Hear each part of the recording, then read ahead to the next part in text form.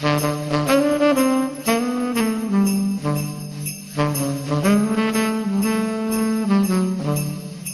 Ryan, can you give me some eggnog? Okay, here you go. Thanks, man. Have this menorah. Oh my god, thank you! You're welcome. Ho, ho, ho.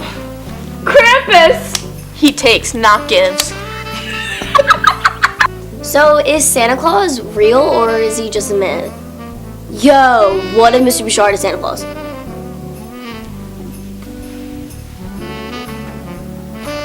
Guys, you know what'd be really cool? If Bria was your girlfriend? Well, besides that, the music playing right now is pretty cool. But what if there was a trap remix? I already pictured it in my head. Jingle bells, jingle all the way. Oh, what fun it is to ride in a one-horse open sleigh. Listen, I'm just trying to rep the 856 in this 08080, John. Straight out of G212. I'm not used to rapping, but when it comes to presents, I'm the best, yup, I'm the best, yes. I rock jingle bells on my necklace. Got Santa Claus on my guest list. On the mistletoe for that sweetness. Gonna grab some cookies and eggnog and make fire with some fresh logs. Maybe watch the Grinch on rewind. Can't stop me now, we're only halfway done. Settle down with a good book. Ain't gonna stop me on a gold book. Ho ho ho, what's that I hear? Is it Santa Claus? Is it really near?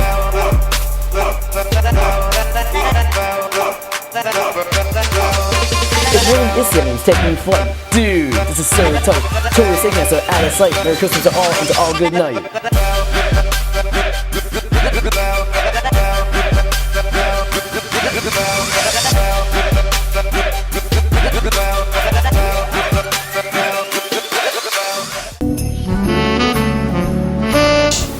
So what do you guys think? Nathaniel, what even was that? What do you mean? Dude, that was awful. That was the silliest thing I've ever heard since Zane left One Direction. I miss him. Whatever. I thought it was cool. I liked it. You did? No. You! Happy holidays from Monthly Rewind Season 20! Santa. Alright. Welcome to Monthly Rewind Season 20 December edition. I'm Nate, and you just witnessed my opening. Now here's Ryan with his segment on the new studio. Oh, hello there. Do you see this? That's right. The studio has been upgraded. Since 1993, the morning announcements have been in standard quality, but now they'll be in pristine HD. Changes will have to be made, but they should be worth it. I'm Ryan Peterson for Monthly Rewind, covering the new studio. This new studio comes with both familiarities and new features. The biggest changes come with the switcher. The switcher is the piece of equipment that controls what goes on air and what doesn't. The old switcher was mainly used to do just that. However, the new switcher can do much more. It can add transitions, use a virtual set, and obviously record in HD. With great possibilities comes greater anticipation. My expectations for the new studio is for it to be bigger and better, and for it to be more advanced, and to give our audience a better view. I'm looking forward to using it, and all that transitions, like the zombie transition, that's gonna be fun to use. I'm excited for the high quality cameras. Now, the students have access to use the new and up-to-date technology, but in order for them to use the new equipment, they'll have to learn how to. According to their teacher, learning it will be a bit different. The new studio is a lot different technology-wise. The technical director's position has changed completely because it's going to incorporate a computer interface into switching the cameras. This new and greatly improved studio has definitely brought some excitement. The changes brought by the beautiful new HD cameras, transitions, and more will be well worth it, and the curriculum will change for the better. I'm Ryan Peterson from Monthly Rewind, signing off. Here's Michelle with Christmas family traditions. The holidays are time for families to come together. Many families use different Christmas traditions to celebrate during the month of December. Making food is a very big tradition among families. This can go from making big Christmas dinners to gingerbread houses. Making cookies is also another family tradition which many families share. Well, every Christmas, my mom, my brother, and I, we make cookies together. And she makes like these pizzelle kinds, and I love them. We also have like sugar, and we also make gingerbread houses at my grandparents' house. For cookies, we just make like the Italian ones, like biscuit and, you know. We bake cookies for my grandparents' house, which we go to every Christmas Eve. Food isn't the only traditions that families share. Other home Christmas traditions are which make the holidays special. Decorating the Christmas tree is one example of a home family tradition. Me and my mom usually decorate the Christmas tree, and then my brothers, if they're home, they do it from work and college. When my family sets up the tree, we put up lights around the house. Watching Christmas movies is another example of a fun Christmas tradition. Movies like Elf, A Christmas Story, and Home Alone are just a few of the popular movies. And we watch the movie Christmas Story, which runs like 24 hours. We watch movies like The Polar Express. That's a classic. Elf on a Shelf is a newer tradition where parents hide a stuffed animal elf every night for the children to find the next morning in a different spot. Every night, me and my mom go and hide it in a different place in the house, and we always write them little notes. Decorating the house is another way of a family tradition. She immediately decorates the house and everything, just cuts off from Thanksgiving, the day after Thanksgiving. It's like Christmas. All in all, no matter what traditions you have with your family, it's the time spent together that counts. Whether it's making food, decorating the Christmas tree, or watching Christmas movies. Have a happy and safe holidays. I'm Michelle reporting for Monthly Rewind, Season 20. Here's my girl Bria. Wait, hold on. Bria, if you're watching this right now, I just want to let you know I love you. Here's her segment on different ethnicities in movies. And let me tell you something. The only thing that separates women of color from anyone else is opportunity.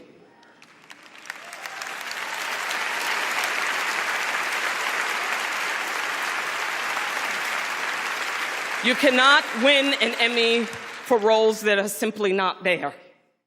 As we look back on the recent years in cinema, there is one trend that is blatantly obvious. There is a disappointing lack of diversity in the movies that Hollywood has produced and that we have enjoyed throughout time. It's kind of hard not to notice the lack of representation when, you click on the TV or anything in the media and you don't see any color or barely any color on anything. I did. It's like once you start to notice it, it only gets more apparent. One would like to think that the lack of diversity is due to the lack of diverse roles, but that is not the case. For example, Emma Stone got the role of a Hawaiian woman in Aloha. The role of the indigenous tiger lily was given to Rooney Mara, and Jared Leto played a transgendered woman. This shows that there are roles for minorities to play, yet the same type of people are getting the parts. I think that it happens because most of the media, and it goes from in the past where it started out with mostly being white people and straight and just stereotypes of people, and different races, different genders, minorities weren't being represented because they didn't have the right to be. And now it's been through the years harder for people to get represented, and it just isn't, no one's being shown the way that they should be because it's still in the straight and the white people are the standard, and so they're the only ones that get represented in the media. I think it's mostly through a lack of education that most people don't notice it, and when they do, it is so, they think that they're giving roles, but by casting just, white cisgendered people to play different ethnicities, to play different genders, or different, sexualities even, people don't see it as abnormal because it's been such a norm and it keeps happening. I think it happens because white and straight has been the norm for so long that people don't think anything, they don't think twice when they go to cast a white person as a role for someone who is not, or someone who is straight to play someone who is trans. Since the beginning of movies, white people were the only ones who were allowed to audition, so it's just been the norm. For many, the tragic realization hit when this year's Oscar nominations contained no people of color. This issue is not just white and black. In 2012's top movies, 5% of speaking characters were Asian and 4.2% were Hispanic. In the top 100 grossing films from 2007 to 2014, only 19 of them were gay, lesbian, or transgendered. I believe this is harmful because if you think about growing up, there are lots of kids out there that aren't getting represented and they don't see themselves in the media. And so, for instance, the first Black princess, princess, Tiana, came out recently. And that is the only time, like besides, Mulan or Pocahontas, I never got to grow up with a Disney princess that looked like me. I never got to see anyone that, that I could look up to. And so it's harmful for kids and for really anyone that doesn't get that kind of representation, doesn't get someone to look up to. Whereas if you're white or you're straight, there's plenty of that out there in the media, and growing up is a lot easier if you see examples out there in the world. So much more violence comes from it, and hatred comes from it, and I feel like it builds from jealousy and just hatred against the races then, and that's where a lot of stuff sparks from. On-camera misrepresentation is not where this stops. There is a lack of diversity among the people who work behind the scenes as well. Over 90% of Oscar-nominated films were directed by men. The award for Best Director has been given since 1943, yet only 4 women have been nominated and only 1 has won. The first African-American director to win was Steve McQueen in 2014, and a woman of color has never, ever been nominated. I think in order to change that, we have to start putting more emphasis on having directors of color, of women, because different people are going to put different perspectives on different films. So it's important to have different voices, even if it's not, a black movie, to have a movie directed by a black director. It's really important because you're getting different perspectives. It's important. We can definitely give people more opportunities and actually give them a chance to prove themselves. And the writers today that are making all these different shows and stuff, you don't have to hand them out, but at least give them the chance to, produce something. Talk about it more, bring more attention to the fact that there are not enough minorities in film. Overall, there is an overwhelming lack of representation for many people. From on-screen to behind it, it is clear that something needs to change. We can only hope that Hollywood tries harder to represent the minorities that so fervently support the industry, and that the minorities interested in film get the chance that they deserve. Thank you for taking us over that line. Thank you. This is Bria Deemer reporting for Monthly Rewind, Season 20. Here's Grace on her segment on how decorations make the holidays seem more lit. When December 1st hits, there's one thing most are looking forward to: Christmas. With Christmas comes the glory of decorations and lights, especially those outside. Many display their houses with decorations and lights dealing with Christmas. These lights have become a tradition since the early 17th century. The initial display of Christmas lights on houses stemmed from the trend of lighting up Christmas trees during the Christmas season. Outdoor Christmas light displays on houses evolved from decorating the traditional Christmas tree and houses with candles during the Christmas season. The tradition of lighting the Christmas tree with small candles dates back to the 17th century and originated in Germany. These candles were attached to the tree branches with pins or melted wax. Additionally, Christians displayed a burning candle on their windows that were visible from the outside to welcome those to come and worship. During the 1880s Christmas season, Thomas Edison introduced the first outdoor electric Christmas light display to the world. This is the first time that the outdoor Christmas light display was separate from just decorating the Christmas tree. Edward Johnson created the first string of Christmas lights a couple years later, which was made of 80 small electric light bulbs. In 1890, the string of lights were mass-produced and department stores displayed them in their Christmas display. At the turn of the 20th century, Christmas lights in retail stores and government buildings became more popular. Nowadays, people put up Christmas light displays that are absolutely amazing, but people feel differently about how they think Christmas lights should actually be displayed. I think it kind of depends on the atmosphere around, where the lights are being displayed. So I guess on certain houses it'd be cooler if you have kind of a crazy setup, and then on other ones it's subtle. But in general, I would say the subtle because it has more of a Christmas vibe to it. I kind of like the drastic ones. I think the more outrageous, the better. It just kind of makes it more exciting and more fun. I'm definitely going to be that crazy guy that has a million lights on his house when I'm older. I think it depends on the person's personality. If they're mellow, I don't think they should go Christmas lights crazy. But if you're outgoing, not outgoing, but loud and I don't know, more lights, I guess. The Christmas lights themselves have also drastically changed. Not only are there traditional white light bulbs, but there are now LED lights that have a whole different effect on Christmas. While many like these LED lights, some do not. I don't really mind them. I like traditional lights better though. I just think they look sharper. I think LED lights are nice. I feel like their colors are really more noticeable and bright. See, I grew up on the old bulb lights. I don't know. They're not me. I don't feel them. I really don't. They look pretty, and if they're done tastefully, but I like the old traditional lights, yes. Houses and developments everywhere decorate differently for the Christmas season. Whether it be candles in the windows traditionally, or the new LED lights hung from roofs, the Christmas spirit is shown throughout the month. This is Grace Bradley signing off on Monthly Rewind, Season 20.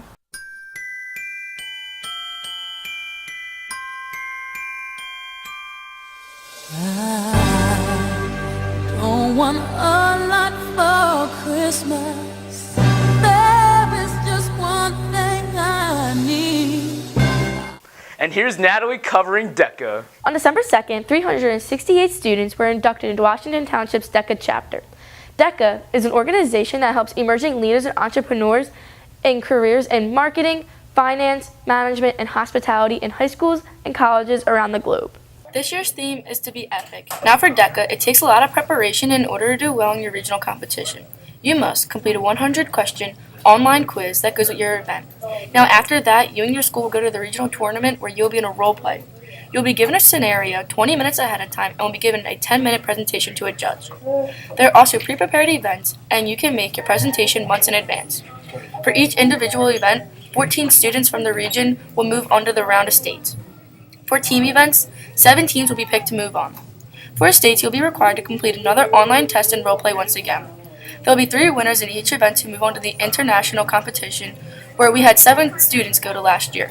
Ms. McBride is hoping that this year there'll be more than that. She feels that it is very important to join DECA if you're in a business class. DECA is important for the kids to join just because it gives them real-world problem-solving experiences. They're faced with something where they have to solve it in 10 minutes, and they get to use their creativity and their ideas that they might not know they have because they're under a little bit of pressure. It also gets them to network.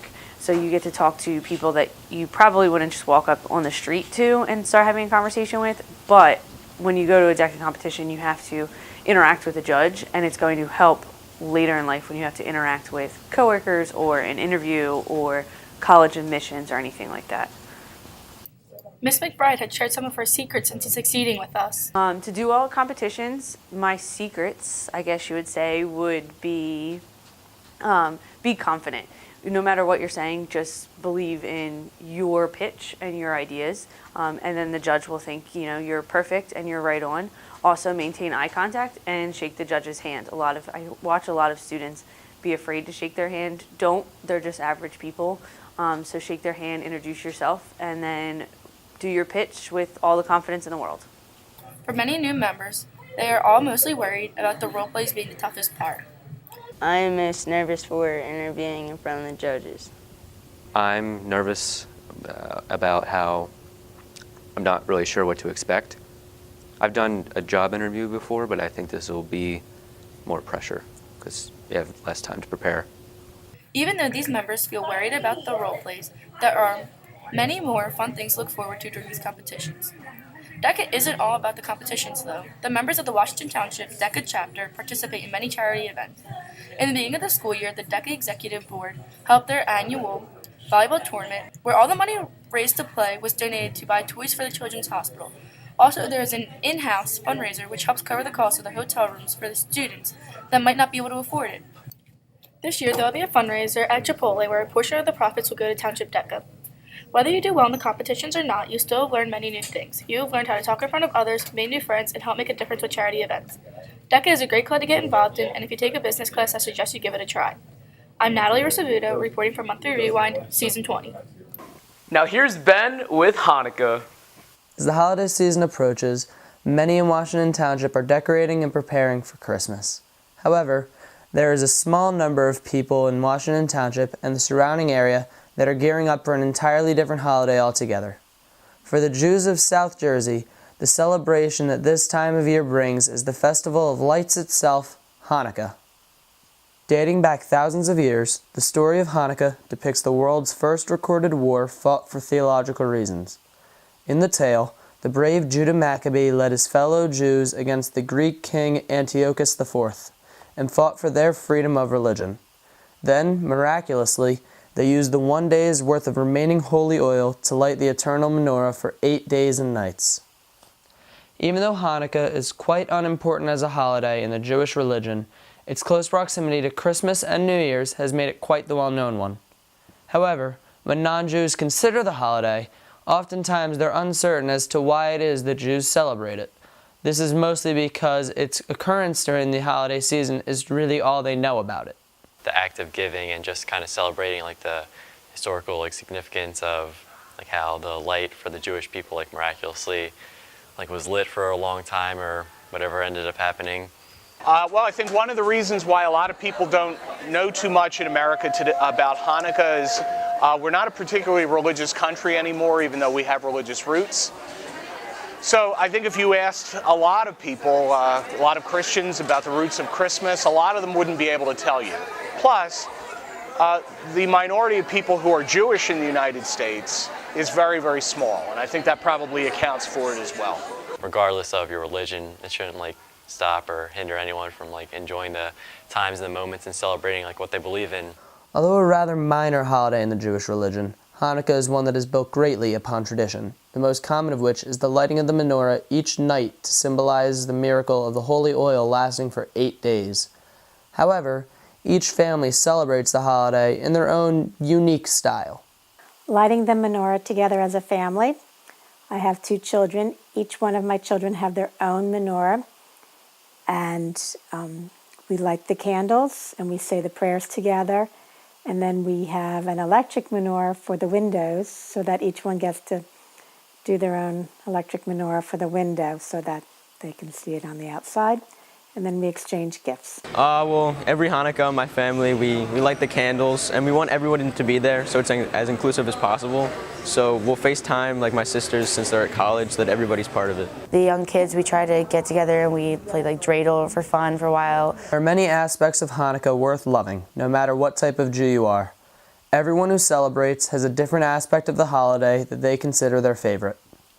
I think just having an excuse to spend time with more friends and family, even though it's during a school night. I probably just sitting around the table with everyone in the family and just eating all the food and just talking, because sometimes you don't get to do that as much with everything. It's so busy. When you have an excuse for everyone to get together and sit down and talk, I really like that. I just like the way the candles look, and I like the last day when all the candles are lit. An American Jewish tradition that has developed over the years is the exchanging of gifts during Hanukkah each night. This is brought on mostly due to the holiday's closeness to Christmas, despite the fact that it has nothing to do with the original Hanukkah story. Many welcome this new custom and the fun it brings, while others fear that it may take away from the true meaning of the holiday. Well, I'm Israeli, and Israelis don't do that because it's an American tradition. So my family doesn't give gifts, but I think that it's okay to do it just because it makes kids more excited about the holiday, but at the same time I think that it could potentially take away from the meaning. I think having the gifts is a good thing because it makes people more aware of the holiday and they like to celebrate it more, and without it people probably wouldn't know that much about Hanukkah. I do think it's a bad thing because I think it's trying to be Christmas and consumerism and all about gifts, and I don't think that's what the holiday's about. My family, we don't exchange gifts. So, because you have your birthday for that. You don't need another holiday for gifts. Even though most in South Jersey are busy hanging lights and decorating trees for Christmas, the Jews are still quite excited for their own holiday of Hanukkah, as they prepare to light the menorah each night, spin the dreidel, and eat some delicious potato latkes, as well as other fried foods. One thing is for certain: as long as you're with your family and friends, celebrating the holiday that means something to you, you're going to have a great time this season. And for the Jews, that just happens to be the wonderful festival of lights that is Hanukkah. Reporting for Monthly Rewind, Season 20, I'm Ben Kerwin, and I'll see you next time. And here's Amani with Mail Time, Mail Time, Mail Time, Mail Time! Hey, Township! Seems like I haven't done a Mail Time in forever. Come on in, let's go see what we got.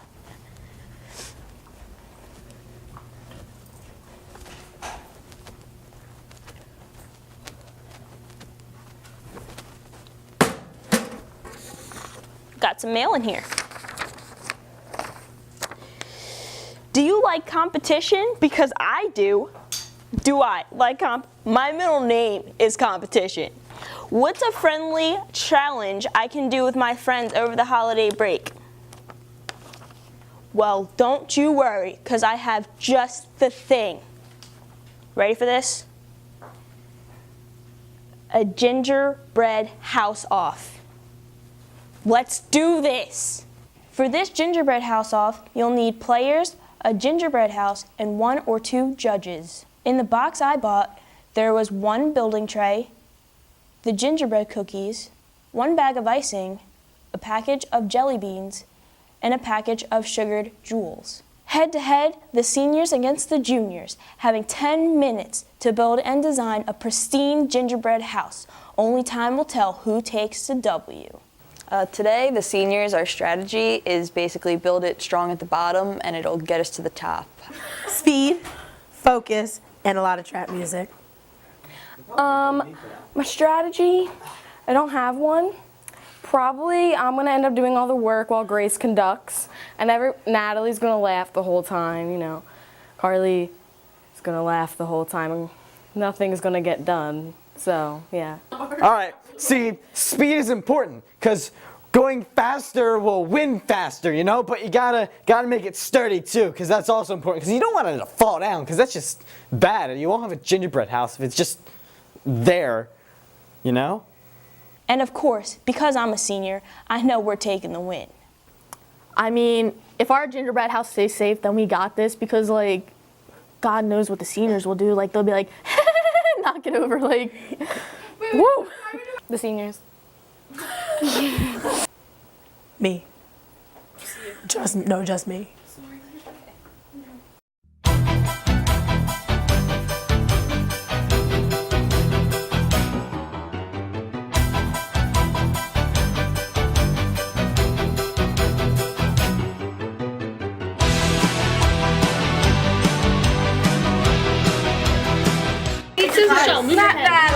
Natalie, girl. Natalie, what are you doing? Natalie,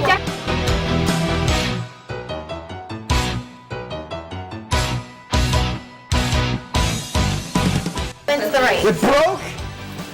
Uh-oh. Who broke what? I told you, be careful not to. Ryan Peterson broke my heart. Sorry. Yeah, you're doing okay. Gotta get the top, too. Okay. Yeah. Go. Can we write Krampus on it though? No. Krampus allowed.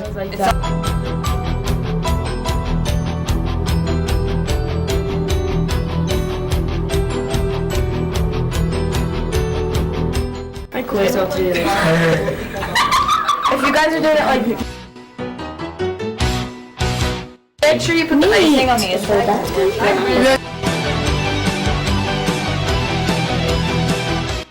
That only had one job, that was to open the job. Okay, if I came down gingerbread would stand an earthquake, I don't think so. Yeah. What do we think for the decorations? All I know is do not put the jelly beans on the walkway because that looks just downright silly.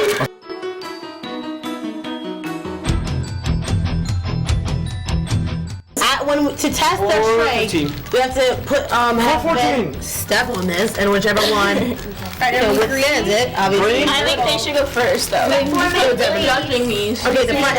Okay. That's our purple, right? Oh, yes, sir. I got orange. 325.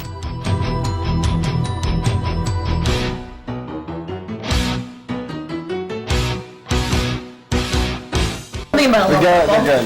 Hey, how about you not eat the house? Can I put the doorknob on? Yeah. If they make the doorknob, I will step on it with my hands.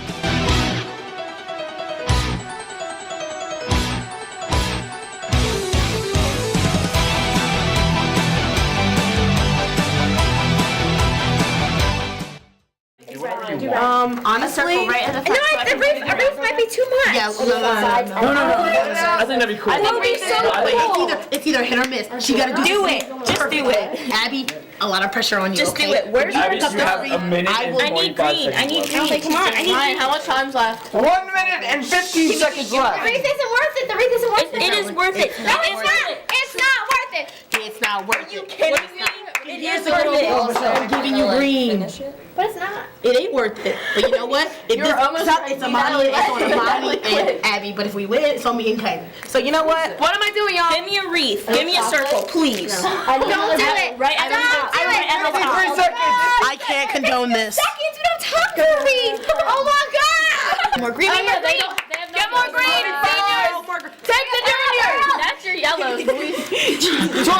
Give me a red one. Give me a red one. Here, charge for it. You just broke the roof. Red, Imani. Red. No.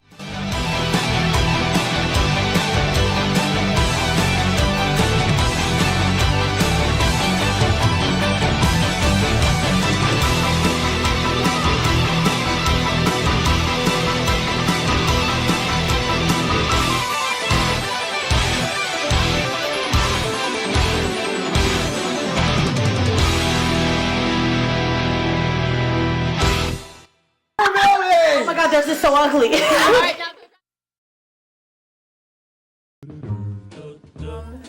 I don't like how it's messy. Yeah, B is messy. You know, like the icing is like all like squiggly and it's not even, and the windows are like all like uneven, not like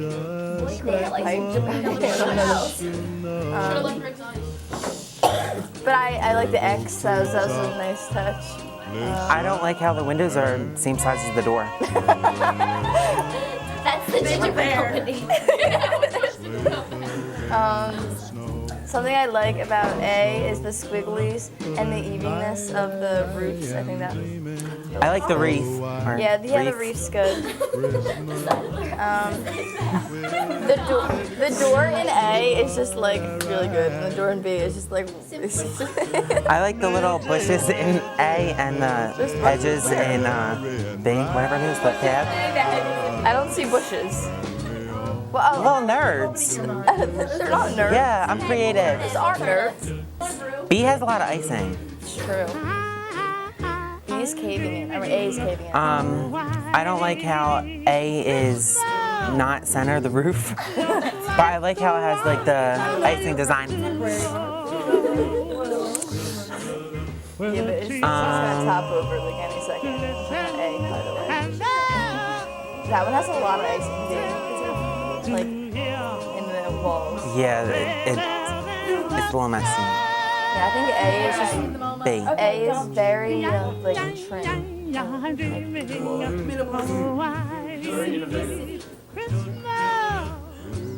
Quality versus quantity. I think I really like the design of A. Yeah, but B is more even and it doesn't look like it's falling apart. Yeah, I think A structure isn't very stable, but then again, B is a mess. I think we came to our decision. I think you're right. I really, really, really like B. But you know that emoji? I like A that much more. The winner is I hope this helped you get into the holiday spirit. Go dominate in whatever you decide to do and have a happy holidays and toast to the new year. I'm Imani Hamilton reporting from Monthly Rewind Season 20.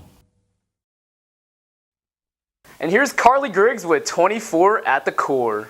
On December 10th to 11th, Washington Township held their annual 24 at the Core. 24 at the Core is a project undertaken by the Junior and Senior Class Council in which they raise money and collect toys for the families in need in our community. Class Council Advisor, Mr. Gorski, has been involved in the project for over 15 years. I enjoy watching the interaction between our kids and the rest of the class, the freshmen through senior classes, collecting toys and monetary donations, but also during the camp out, their interaction with the community. As we get gift donations all throughout the night. But it's so nice to be able to give back to people at a time when, you know, that's what this time of the year is. It's about giving of yourself to others to make people have a better life. The night is spent with Santa collecting toys and Washington Township students helping and participating throughout the evening. I think it's a lot of fun because you're with like all of class council, and it's fun to see like all the little kids come run up to Santa and all. It's really fun. Like, we just literally stay up all night and eat and just hang out and stuff. When all the little kids see Santa and get all excited and they give him a big hug, one little kid cried on Vito. That was pretty funny. In recent years, on average, around $2,000 to $4,000 are raised and around 4,000 gifts are given. And a large portion of these gifts are given from the student body themselves. I gave a Barbie doll. I brought a scooter and Mr. Potato Head, Star Wars themed. I brought in 2 shotguns. I brought in 2 board games. I gave a doll. Okay, so Bria brought in a farm set from Toys R Us. I brought in 7 stuffed animals. Stuffed animals, pillow pads, different things like that. Helping those in need and giving is what the holidays are really about, and Township Toys is a great project to help those in need. And after 24 hours of raising money and collecting toys, Township is that much more ready for the holidays. This is Carly Griggs reporting from Monthly Rewind, Season 20.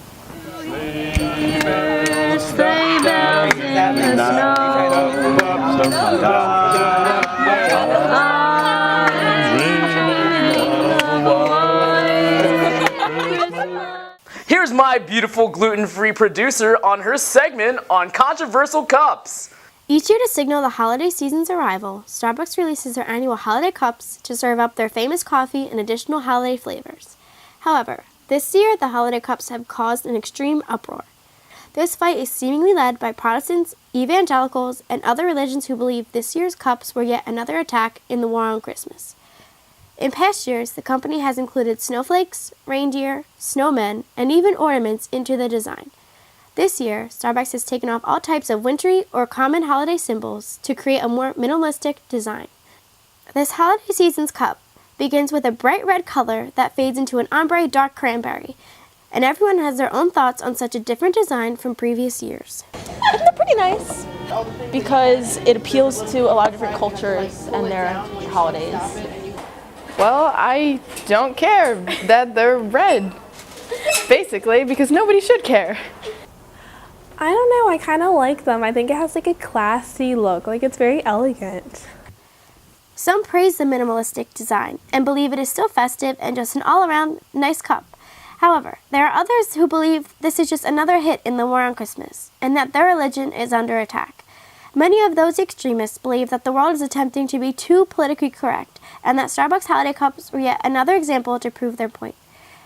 However, Jeffrey Fields, the vice president of Starbucks, claims that this year's design is just another way Starbucks is inviting customers to create their own stories with a red cup that mimics a blank canvas. He also added that they wanted to usher the holidays with a purity of design that welcomes all of our stories. Opinions vary on if neutralizing the cups was an attack on Christmas or a nice way to include all of the holidays being celebrated this season. I think it's right and wrong. Like, it does do like justice to the other holidays around Christmas too, but at the same time, like, everybody's in the Christmas spirit. Like, even like snowflakes are cute. Like, that's not controversial. They really just wanted to give an equal chance and equal look to all religions during the holiday season, and I think it's a good change. Yes, it was right because it's a Starbucks cup, and all they did was take away some symbols for like Christmas, and people are butthurt about it because they think everything is religious. Protestants and evangelicals seem to be the leaders of the protest and believe that Starbucks is disrespecting their religion. One man in particular, Joshua Fierstein, took matters into his own hands and decided to start an active movement against the cups. Fierstein is a radio and television evangelist who is extremely popular on social media. In protest of the new holiday cups, Fierstein went into a Starbucks in Arizona whilst legally carrying a gun to order coffee. However, he said his name was Merry Christmas, so that his barista would have to say the phrase to him when called to pick up his drink.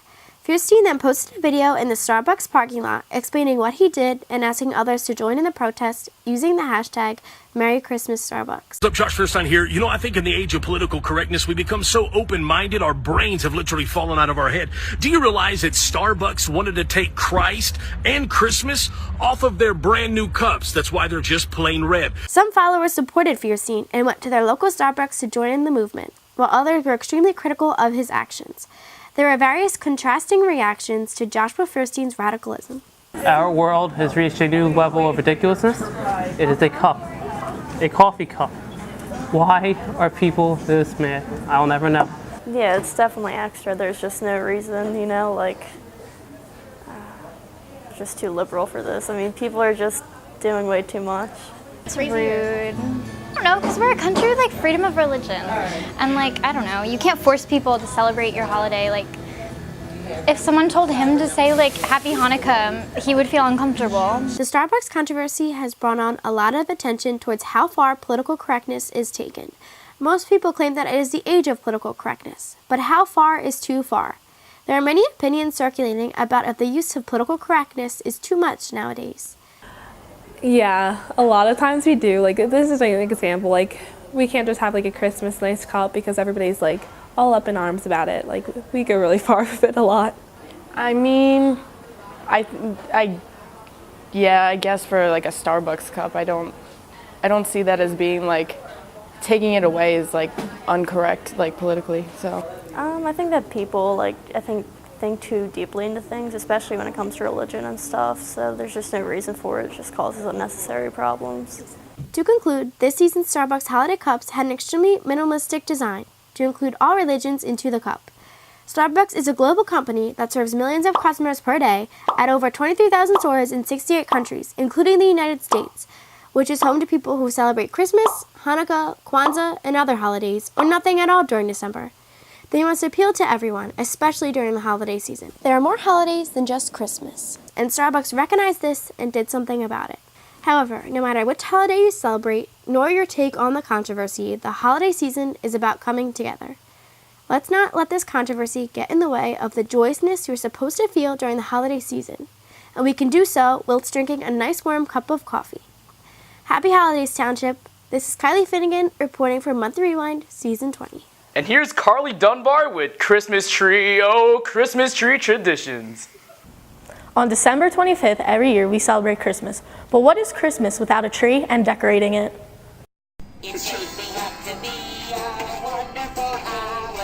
The Christmas tree symbolizes life throughout winter, but decorating the Christmas tree originated from Germany in the 16th century. We continue this tradition by going to pick out a real tree or going to buy and set up a fake tree.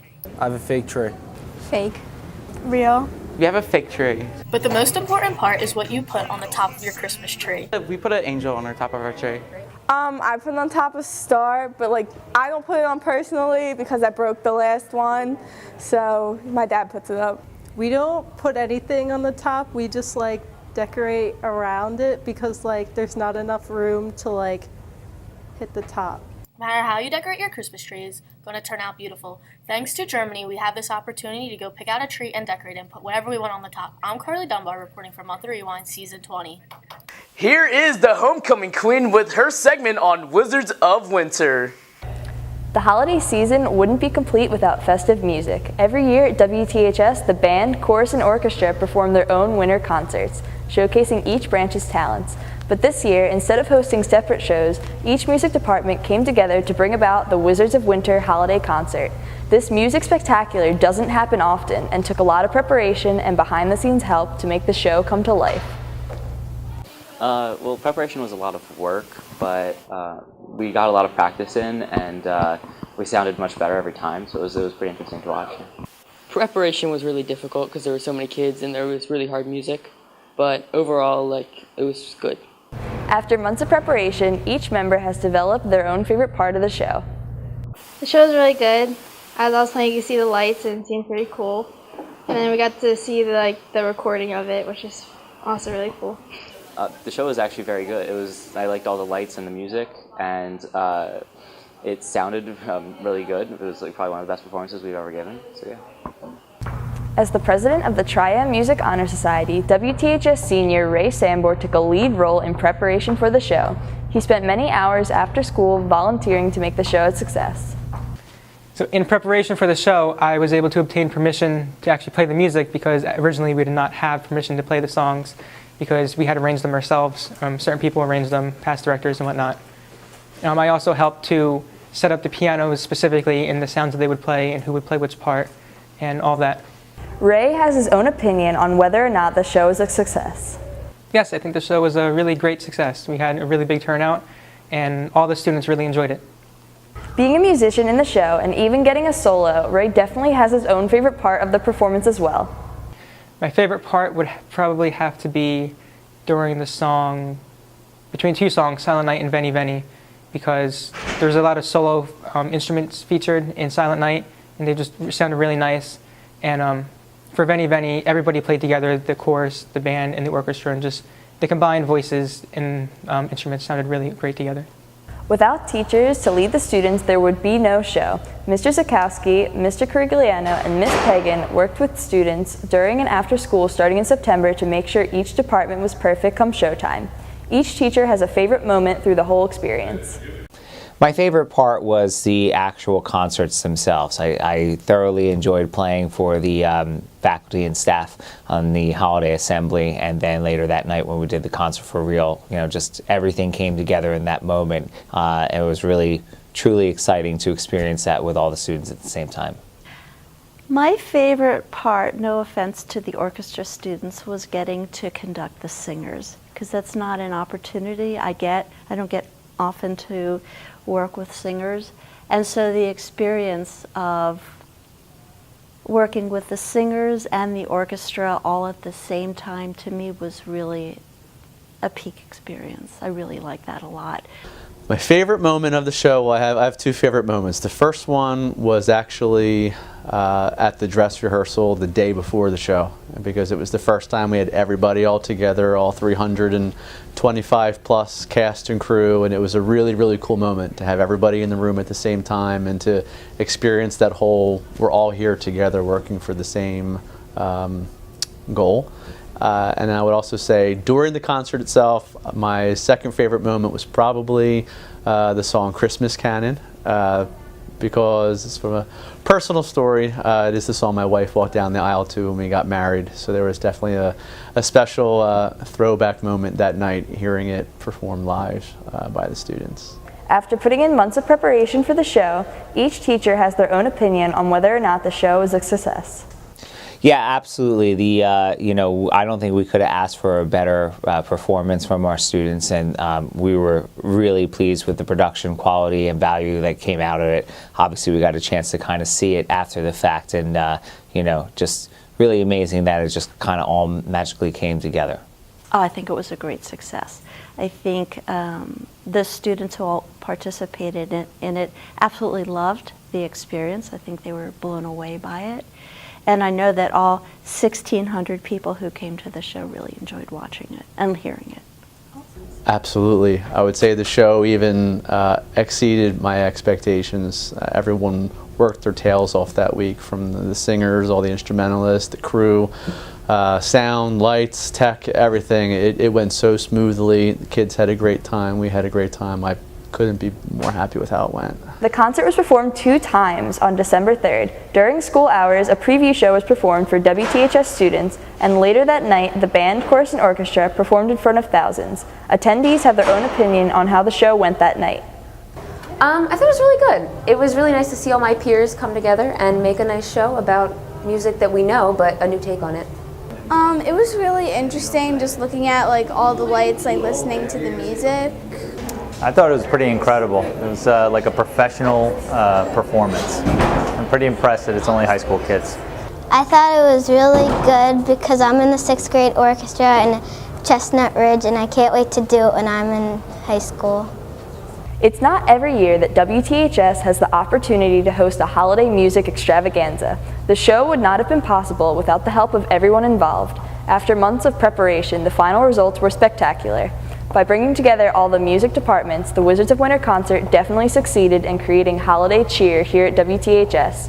Happy holidays, and reporting for Monthly Rewind, Season 20, this is Bailey Hart, signing off.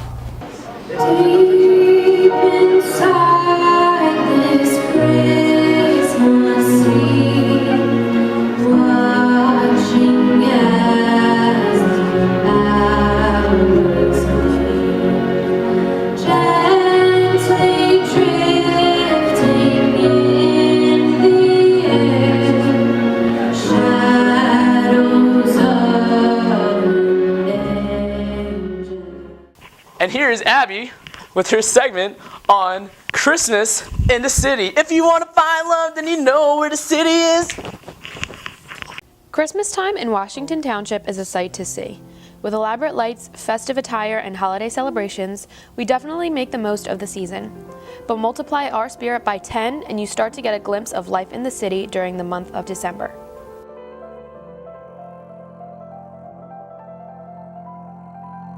The cheer and the lights and everybody's been really nice. The ornaments.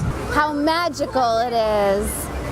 I don't know. The lights, family time, the people, it's great. While the Big Apple is famous for its wow factor, it's hard to ignore the fact that everyone's favorite part of the holidays is something much less costly, the omnipresent spirit of Christmas. Being thankful for all our blessings. Running around the city and screaming, singing at people. Giving things to people that can't afford them or can't get them. Singing loud for all to hear. Still, New York City is historically known for its elaborate spectacles, traditions like ice skating in Central Park or the Rockettes' famous dance performance. The huge crowds may be discouraging, but it's important to remember why we all come together. For the spirit of Christmas, no matter where you are. I'm Abby Haley, reporting for Monthly Rewind, Season 20. And finally, we have Heather. No, I did mean Hannah, on her segment with the 24-hour show. Every December, Monthly Rewind hosts its annual 24-hour show. The members of Monthly Rewind commit to sleeping, or not sleeping, overnight in the TV studio in order to produce December's show and finish their segments. This year, the Rewinders checked in every so often to let us know how they were making out. It's 8:05 right now, and I'm really excited because it's my first year doing the 24-hour show. So I'm just ready to have a fun time with all my Rewinders. I love them all, so it's going to be a fun night. So it's 8:05 and I'm really excited and I'm like starving. So we're getting Chinese food, which is gonna be awesome because I love Chinese food. Apparently I'm really loud, that's what I was just told. So like I'm also a little happy because I see that as an extreme accomplishment and it's just gonna be really fun. We're about to go play football or something and then Carly's gonna talk in her sleep later. So it's just gonna be a great night. It's about 8:50. I'm not tired at all. I'm actually really hungry.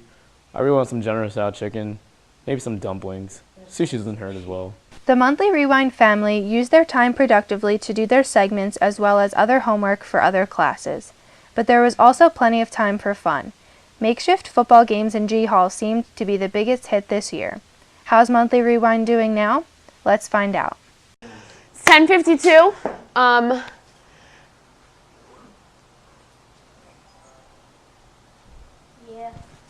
It's 10:54, and I'm excited, and I'm really hyper, but it's my coffee, so it kind of sucks, but yeah, I don't know. All right, it's about 11 o'clock, and I'm feeling great. Let's try that again. All right, it is 11 o'clock. I have had a good experience. The vending machine ate my money. I gave Michelle quite the bombastic Pollyanna present. And Chinese food. Walks out. Decorations and gingerbread houses were some of the festive holiday accents that made the night a little more fun. Although, as the time passed, the Rewinders didn't really need much help having fun. It is 1:16 here at the Rewind 24-hour show. Bria just peed on herself. And I don't know what else.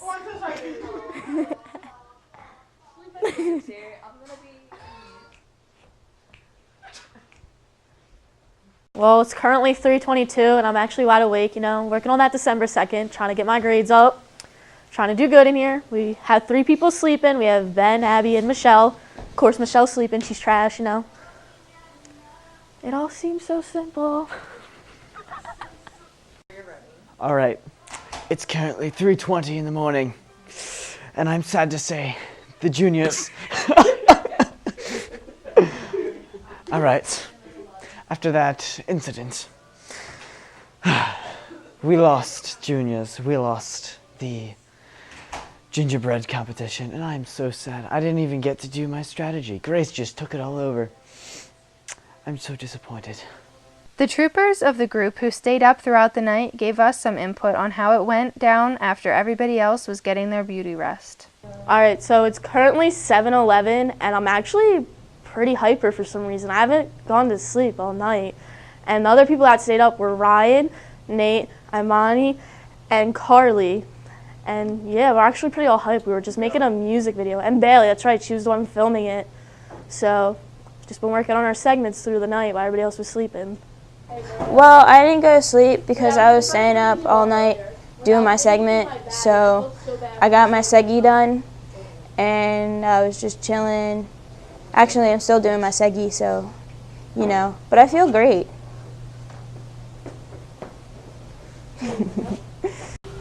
It's 7:13 and I feel pretty grimy and gross and I want to shower, but I didn't go to bed, so that's kind of accomplishing, I guess. Yeah. Well, as you can see, each year the Rewinders have an amazing experience. Season 20 became a closer family and will never forget all of the laughing, games, sleepy ha-has, and bonding that took place on the night of December 10th, 2015. This is Hannah Hudnall reporting for Monthly Rewind, Season 20. Thanks for watching Monthly Rewind Season 20 December Edition. I'm Little Pineapple, and happy holidays. Make sure you make your holidays lit. Okay. Wait, I'm not silly. I have to think of something. Okay. I have an itch on my leg. Okay. It's 10:52.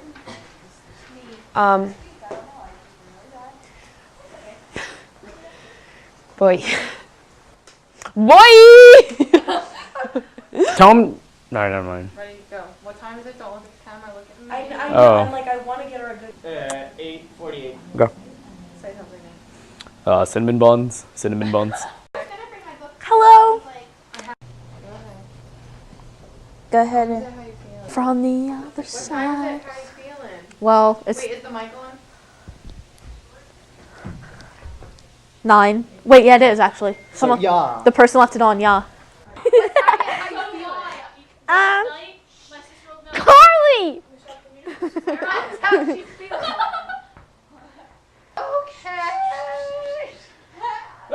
Can I start my interview with, hey, Hannah. So,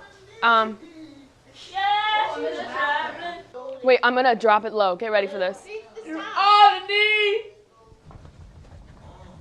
All I need. Yes. Right, on the count of 3, say poopalanimus. Poopalanimus. Poopalanimus. Oh my God. It's hour 273. I haven't slept in 4 days. I haven't drank a bit of water. What time is it? What time is it? It 1:16. is party It's o'clock. 1:16. It's party o'clock. You're in this, friend. Thank you. Oh my God. I like that haircut. Ow, I just shouldered myself. Wait, can we do a synchronized dance? Are we going this way first? Like we'll go around. No, can we just, like, I'm not too talented, so we just... Okay, I know you guys have no rhythm. It's party o'clock, and we're still getting silly. I love Abby, Kylie, Rewind, and Kanye West. Yep. Wait, we'll intro seriously, honey. Ready? I peed on myself. No, you didn't. Ah! I guess Christmas isn't going to be lit this year. And here's Hannah Hudnall with her. And here's Hannah with. All right, and here's. Finally, here's. All right, ready? Finally, here's. Finally, we have Hannah on her segment with Monthly Rewind Season 20, 24-hour show. Why did I say Season 20? Thanks for watching. Hello. Well, of course, Hanukkah's a holiday, and I always.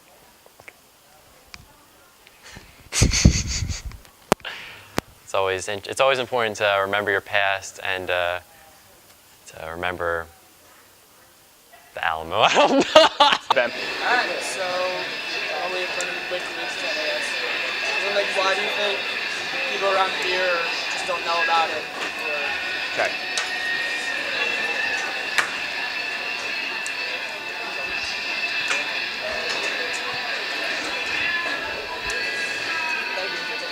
That's all right. You don't have a class this year, do you? No, I don't. It's all right. Just gonna go grade DBQs. All right. So go ahead.